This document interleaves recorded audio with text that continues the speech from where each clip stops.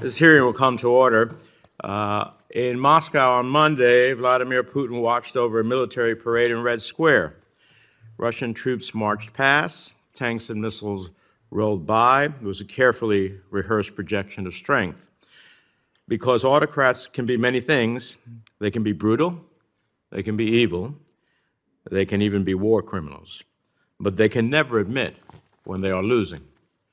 President Zelensky and the Ukrainian people have shattered the image of Putin's power.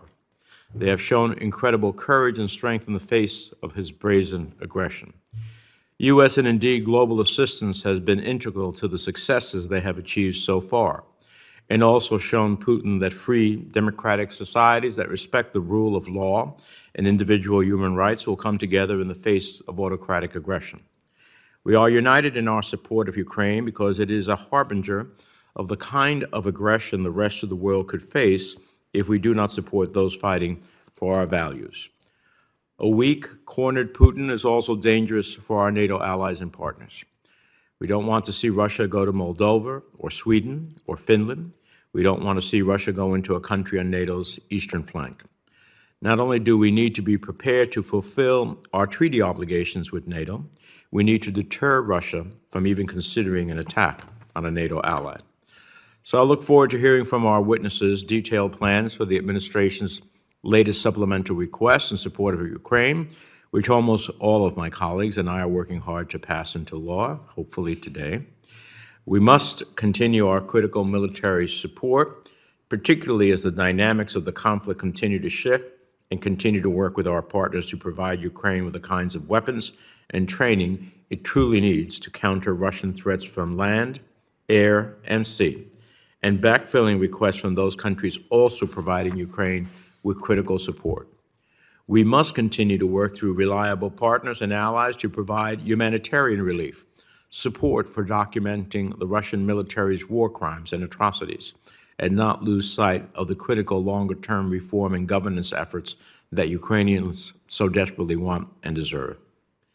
I believe we must also think about reconstruction efforts in Ukraine, the tools and ongoing governance and economic reforms, specifically in the judicial space, that will facilitate rebuilding critical Ukrainian sectors and attracting foreign investment. And we must do all this in close coordination with our European partners who are hosting hundreds of thousands of Ukrainian refugees and whose economic support for Ukraine and divestiture from Russia will be critical to long-term success. On the security front, should Sweden and Finland decide to apply for NATO membership, this committee is already working to ensure swift consideration. And just as Putin has in fact empowered NATO's mission and caused other nations to reassess, so too must we reassess and increase our energy diplomacy. Europe's dependence on Russia fossil fuels feeds straight into Putin's war machine. In the short term, we need to consider helping. We should be diverting gas and oil to Europe because our allies have to keep the lights on. But in the medium and long term, investing and collaborating with the private sector and our allies on clean energy technology is the best way to isolate Putin and achieve independence from Russian energy supplies. So whether it is the private sector, multilateral alliances, or the Biden administration, Putin has been taken by surprise by our forceful response. The resolve of the West is something he wasn't expecting, and now Putin has dragged Russia into a strategic blunder of historic proportions. He also underestimated the bravery of Ukrainian citizens and their commitment to beating back the Russian invasion. Of course, it will be Ukrainians who decide what winning means. Certainly, considering the atrocities Russian forces have committed, a just and lasting peace should include holding those responsible for war crimes that have been committed. But with our continued unity and support here in the United States and around the world, Ukraine will be victorious.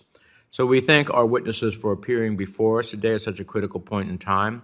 There is a lot of money that is flowing here, so we want to make sure that we are doing it in the most correct, powerful, and transparent way. And that's part of why we're having this hearing today. With that, let me turn to the distinguished ranking member for his opening comments.